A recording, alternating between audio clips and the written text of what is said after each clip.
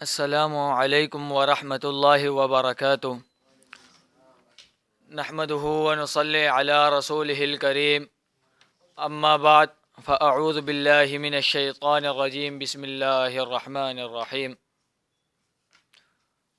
قال اللہ تعالی فی القرآن المجید رضی اللہ عنہم ورضوا عنہ، وقال النبی صلی اللہ علیہ وسلم لا تسبوا اصحابی فلو ان احدکم انفق مثل احد ذهبا ما بلغ مد احدهم ولا نصیفہ، رواہ البخاری۔ ابو بکر و عمر ہیں قلب و جگر، عثمان و علی ہیں قلب و بصر، ہو کیوں نہ محبت ان چاروں سے، حضرت کے ہیں محبوب نظر۔ کیوں ہوتے ہو خفا پوچھو تو ذرا ان خداروں سے، تاریخ صحابہ صادق ہے قرآن کے 30 پاروں سے۔ عشرہ مبشرہ رضی اللہ عنہم ورضوا عنہ وہ عظیم گلدستہ ہے جس کے ایک ایک پھول کو بالترتیب زبان نبوت و رسالت صلی اللہ علیہ وآلہ وسلم نے ایک ہی مجلس میں جنت کی بشارت دی۔ سامعین محترم، جامعہ ترمذی کی احادیث مبارکہ ہے، حضرت عبد الرحمن بن عوف رضی اللہ عنہم ورضوا عنہ اس حدیث کے راوی ہے۔ وہ بیان کرتے ہیں کہ میرے آقا علیہ الصلاۃ والسلام نے فرمایا، ابو بکر فی الجنہ، عمر فی الجنہ، عثمان فی الجنہ، علی فی الجنہ، طلحہ فی الجنہ، زبیر فی الجنہ، عبد الرحمن بن عوف فی الجنہ، سعد بن ابی وقاص فی الجنہ، و ابو عبیدہ بن جراح فی الجنہ۔ اسی طرح صحیح البخاری کی ایک اور روایت ہے جس کے راوی حضرت عبداللہ بن مسعود رضی اللہ عنہما ہیں۔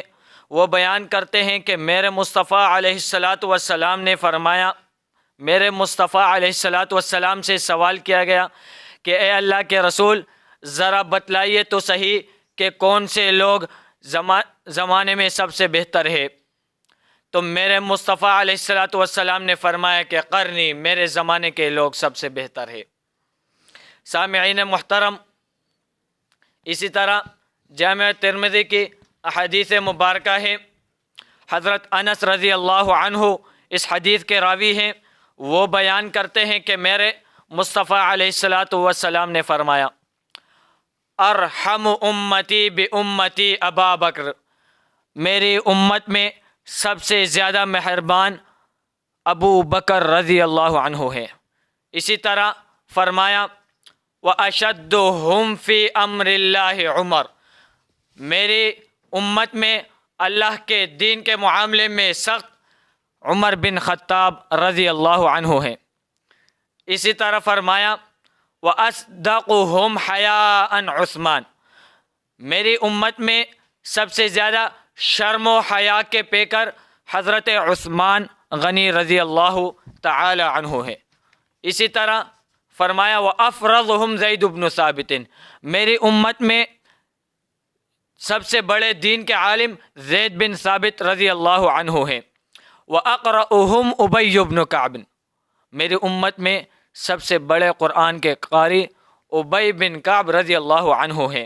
وَأَعْلَمُهُمْ بِالْحَلَالِ وَالْحَرَامِ معاذ بن جبل، میری امت میں سب سے زیادہ حلال الحرام کو جاننے والے معاذ بن جبل رضی اللہ عنہ ہیں۔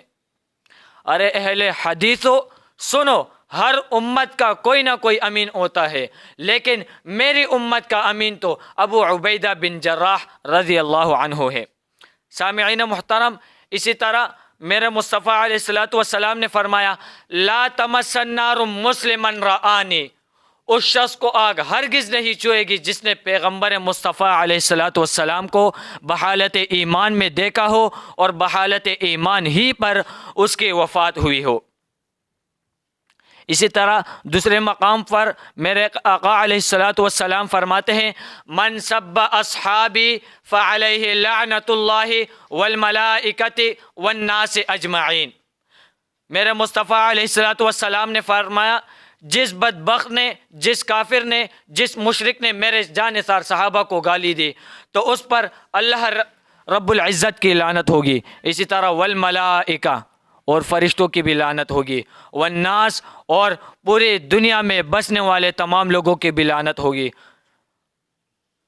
سامعین محترم، حضرت ابو ہریرہ رضی اللہ عنہ فرماتے ہیں کہ ایک مرتبہ میرے آقا علیہ الصلاۃ والسلام نے فرمایا، میرے آقا علیہ الصلاۃ والسلام احد پہاڑ پر تھے، میرے آقا علیہ الصلاۃ والسلام کے ساتھ ابو بکر رضی اللہ عنہ موجود تھے، میرے آقا علیہ الصلاۃ والسلام کے ساتھ عمر فاروق رضی اللہ عنہ موجود تھے، میرے آقا علیہ الصلاۃ والسلام کے ساتھ عثمان غنی رضی اللہ عنہ موجود تھے، میرے آقا علیہ الصلاۃ والسلام کے ساتھ علی رضی اللہ عنہ موجود تھے، میرے آقا علیہ الصلاۃ والسلام کے ساتھ طلحہ رضی اللہ عنہ موجود تھے، میرے آقا علیہ الصلاۃ والسلام کے ساتھ زبیر رضی اللہ عنہ موجود تھے۔ اتنے میں زلزلے کی وجہ سے پہاڑ ہلنے لگا تو میرے آقا علیہ الصلاۃ والسلام نے فرمایا اثبت یا احد اثبت فما علیک ان نبی او صدیق او شہید، ارے پہاڑ ٹھہر جا ٹھہر جا، اس وقت تجھ پر ایک نبی، ایک شہید اور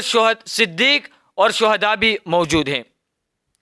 ارے بدبختو، بے وقوفو، ظالمو، مشرکو، میرے جانثار صحابہ کے بارے میں تم بات کرتے ہو، آؤ میں تمہیں بتاتا ہوں کہ ان کا مقام کیا ہے، ان کی شان کیا ہے، ان کی فضیلت کیا ہے۔ ارے قرآن تو ان کے بارے میں جا بجا اعلان کرتا ہے، کہیں میرے صحابہ کے بارے میں رب کا قرآن اعلان کرتا ہے والسابقون الاولون من المہاجرین والانصار والذین اتبعوهم بإحسان رضی اللہ عنہم ورضوا عنہ وأعد لهم جنات تجری تحتها الانہار خالدین فیہا ابدا ذلک الفوز العظیم۔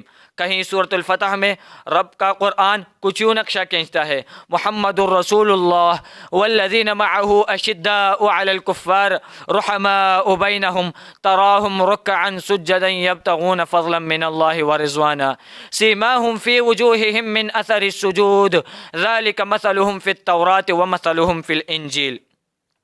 کہیں سورۃ البینہ میں رب کا قرآن اعلان کرتا ہے رضی اللہ عنہم ورضوا عنہ۔